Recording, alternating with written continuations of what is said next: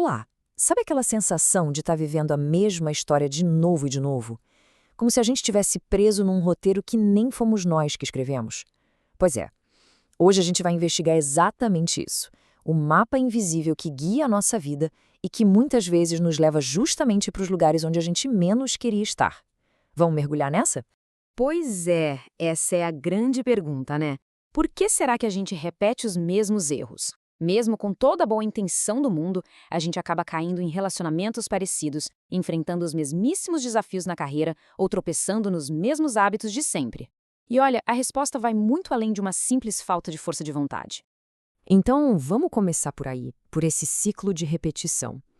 É importante a gente reconhecer essa sensação, sabe? Esse sentimento de estar preso, que é quase universal. É uma espécie de déjà vu emocional que deixa a gente exausto, confuso. Isso acontece muito nos relacionamentos. E na carreira também. É aquele padrão, sabe? De a gente se envolver sempre com o mesmo perfil de pessoa ou de se sabotar no trabalho sempre do mesmo jeitinho. E por mais que a gente se esforce para mudar o final da história, o roteiro parece se repetir. E isso gera uma sensação de impotência que é, nossa, terrível. E a sensação é exatamente essa, né? Parece que tem uma força invisível puxando a gente para um caminho que já é conhecido, mesmo que seja um caminho de dor. Mas e se essa força não for algo de fora? E se ela vier de dentro da gente? É aí que a análise psicológica entra e nos dá uma pista fundamental. A origem desse ciclo, muitas vezes, está lá atrás, em experiências do passado que nunca foram, bem, totalmente processadas. É o que a gente pode chamar de um trauma não digerido. E olha, é muito importante entender uma coisa.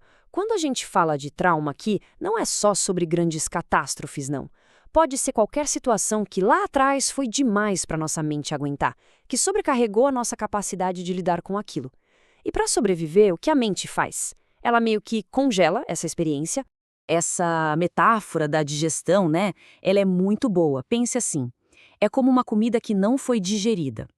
Essas emoções que foram congeladas, elas não somem de jeito nenhum. Elas ficam ali ativas dentro da gente, procurando um jeito de se resolver, uma conclusão que nunca tiveram. Então, o que acontece? Essas experiências não digeridas acabam formando uma coisa fascinante, um tipo de mapa interno. É um guia que a gente consulta sem nem perceber, de forma inconsciente, para navegar pela vida, principalmente naqueles momentos de estresse, de instabilidade. E agora vem a parte mais surpreendente de tudo isso. A nossa mente não busca, em primeiro lugar, a felicidade. Parece estranho, né? O que ela busca é o familiar. Por quê?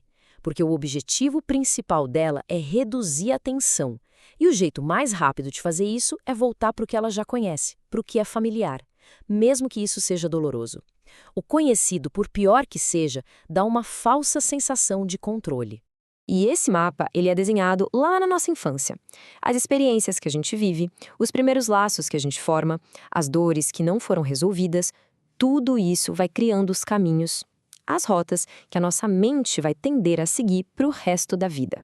Então, o ponto central é esse. Sempre que a gente se sente instável no presente, a mente corre para esse mapa, procurando o quê? Proteção. Só que aí vem o grande paradoxo. Essa proteção é justamente o que nos guia de volta para aqueles velhos padrões, aqueles que a gente luta tanto para evitar. Ok, mas como é que esse mapa interno vira uma ação concreta no nosso dia a dia? Bom, é aí que a gente fala do famoso piloto automático. As decisões que tomamos não são sempre nossas. Eu sei, é uma afirmação bem forte, né? Mas é um ponto-chave aqui. Muitas das escolhas que a gente acha que está fazendo de forma super consciente, bem pensada, na verdade não são bem assim. Elas podem ser, na verdade, um eco do passado. São reações automáticas a coisas que acontecem hoje, mas que, de algum jeito, lembram a mente daquele trauma antigo não resolvido. E o processo funciona mais ou menos assim, olha só. Primeiro, acontece alguma coisa no presente, um gatilho. Na mesma hora, a mente vai lá e acessa aquele mapa interno. Aí a reação vem de forma automática. Não é uma escolha pensada, é quase um reflexo. E o resultado? Bom, o resultado se repete. E sabe o que é o mais complicado disso tudo? É que a gente tende a justificar essa reação. A gente acredita que está sendo firme ou racional, que está fazendo a escolha certa. Mas, na verdade, muitas vezes a gente está só repetindo um roteiro que já estava pré-escrito há muito, muito tempo. Tudo bem, chegamos na pergunta de US$ 1.000.000. Se existe esse mapa invisível, tem como mudar o rumo? A boa notícia é que sim, é possível. E é exatamente sobre isso que a gente vai falar agora. Como aprender a ler esse mapa.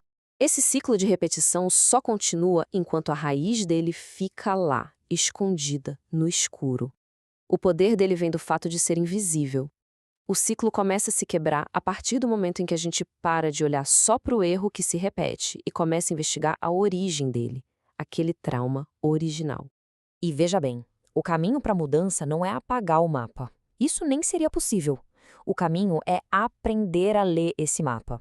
É através da reflexão, da análise, que a gente começa a reconhecer as associações que a mente faz no automático, a entender o que funciona como gatilho e, finalmente, a enxergar o padrão acontecendo.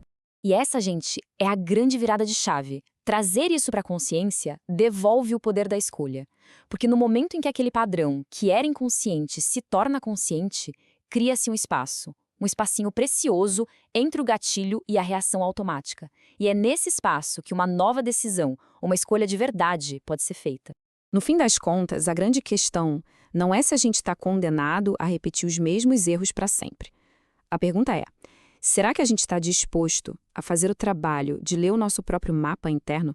Porque é só quando a gente entende esse mapa que se torna possível, talvez pela primeira vez, escolher de verdade um novo destino.